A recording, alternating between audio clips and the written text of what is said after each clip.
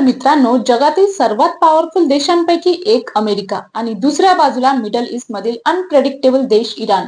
जेव्हा हे दोघं समोरासमोर येतात तेव्हा फक्त तणाव नाही तर इतिहास घडतो. आणि 3 एप्रिलला घडलेली घटना अक्षरशः एखाद्या हॉलिवूड चित्रपटालाही मागे टाकणारी होती. नमस्कार मित्रांनो, मी सपना. स्वागत आहे तुमचं मराठी फॅक्ट बॉक्स मध्ये. चॅनलला सबस्क्राईब नसेल केलेलं तर नक्की करा. त्या दिवशी अमेरिकेचा अत्याधुनिक F-15E स्ट्राईक ईगल दक्षिण इराणमध्ये कमी उंचीवर उडत होतं. याचं मिशन होतं क्लोज एअर सपोर्ट देणं आणि मोबाईल मिसाईल लॉन्चर शोधणं.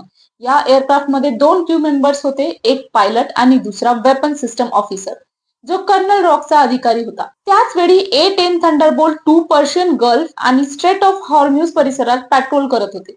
काही रिपोर्टनुसार A-10 देखील त्या भागात ऑपरेशन मध्ये सक्रिय होतं. पण अचानक परिस्थिती पूर्णपणे बदलली, कारण इराणच्या इस्लामिक रिव्होल्युशनरी गार्ड कॉर्प्सने त्यांच्या short range air defence system माजिदचा वापर केला. ही सिस्टम पारंपरिक रडार वापरत नाही तर इन्फ्रारेड सेन्सर्स वापरते. त्यामुळे अमेरिकन जेट्सला धोका ओळखणं कठीण झालं. IRGCने अजराक्ष प्रकारच्या अत्यंत चपळ मिसाईलचा वापर करून F-15E ला टार्गेट केलं आणि काही क्षणातच ते विमान इराणच्या हद्दीत कोसळलं. दोन्ही अमेरिकन सैनिक पॅराशूटने खाली उतरले पण थेट शत्रूच्या टेरिटरीमध्ये अडकले. या घटनेनंतर लगेचच युनायटेड स्टेट्स सेंट्रल कमांड म्हणजेच सेंटकॉमने कॉम्बॅट सर्च आणि रेस्क्यू ऑपरेशन सुरू केलं.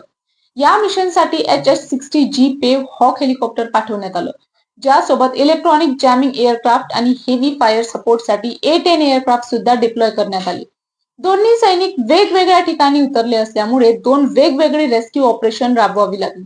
पहिल्या पायलटला काही तासातच रेस्क्यू करण्यात आलं, पण दुसरा ऑफिसर इराणच्या कोगिल्युए आणि बोएर अहमद या अत्यंत दुर्गम आणि पर्वतीय भागात अडकून पडला.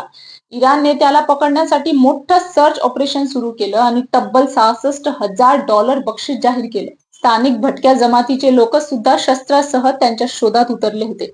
हा ऑफिसर जवळपास 48 तास एकटाच त्या भागात लपून राहिला. त्यांच्याकडे फक्त एक हँडगन आणि सर्व्हायव्हल किट होतं आणि तो दऱ्या, जंगल आणि डोंगरामध्ये स्वतःला वाचवत होता. दरम्यान अमेरिकेने पूर्णपणे हायटेक सर्व्हायव्हलन्सवर भर दिला. MQ-9 रेपर ड्रोन सतत त्या भागावर गिरक्या घालत होता आणि GPS ट्रॅकिंगद्वारे त्या ऑफिसरच्या प्रत्येक हालचालीवर लक्ष ठेवण्यात येत होतं. ड्रोन ऑपरेटर्सला स्पष्ट आदेश देण्यात आले होते की त्या सैनिकाच्या 3 किलोमीटर परिसरात कोणतीही शस्त्रासह दिसल्यास त्वरित हल्ला करायचा. म्हणजेच हा सैनिक इराणमध्ये असला तरी त्याचं संरक्षण अमेरिकेकडून रिमोटली केलं जात होतं. जवळपास 2 दिवस अशीच परिस्थिती राहिली आणि अखेर अमेरिकेचे राष्ट्राध्यक्ष डोनाल्ड ट्रम्प यांनी ग्राउंड रेस्क्यू मिशनसाठी परवानगी दिली. अमेरिकन स्पेशल फोर्सेस जेव्हा लँडिंग झोनवर पोहोचले तेव्हा त्यांच्या आणि IRGC मध्ये तीव्र चकमक झाली. अमेरिकन फायटर जेट्सने जोरदार फायरिंग करून IRGCच्या फौजांना मागे ढकललं. काही रिपोर्ट्सनुसार या मिशनमध्ये MC-130 एअरक्राफ्टचा वापर करण्यात आला आणि काही एअरक्राफ्ट इराणमधील दुर्गम फॉरवर्ड बेसेसवर अडकले. नंतर अमेरिकन सैन्याने ते एअरक्राफ्ट डिस्ट्रॉय केली, जेणेकरून ती इराणच्या हाती लागू नयेत. अखेर शनिवारी मध्यरात्री हे थरारक मिशन यशस्वी झालं आणि त्या कर्नलसह दोन्ही सैनिकांना सुरक्षित बाहेर काढण्यात आलं. त्यांना कुवेतमधील अमेरिकन एअर बेसेसवर नेण्यात आलं, जिथे त्या ऑफिसरवर उपचार सुरू आहेत आणि तो सध्या सुरक्षित आहे. या ऑपरेशन नंतर डोनाल्ड ट्रम्प यांनी याला अमेरिकेच्या इतिहासातील सर्वात धाडसी आणि जोखमीच्या रेस्क्यू मिशन्स पैकी एक असल्याचं म्हटलं. या संपूर्ण घटनेतून 2 महत्वाच्या गोष्टी स्पष्ट होतात. पहिली म्हणजे इराणची मिसाईल कॅपेबिलिटी आता अत्यंत प्रगत झाली आहे, कारण त्यांनी F-15 सारख्या ऍडव्हान्स फायटर जेटला टार्गेट करून पाडलं. आणि दुसरी गोष्ट म्हणजे अमेरिका कोणत्याही परिस्थितीत आपल्या सैनिकांना मागे सोडत नाही. 48 तास शत्रूच्या देशात लपून राहणं आणि त्यानंतर सुरक्षित बाहेर येणं ही घटना एखाद्या मूवीपेक्षा कमी नाही.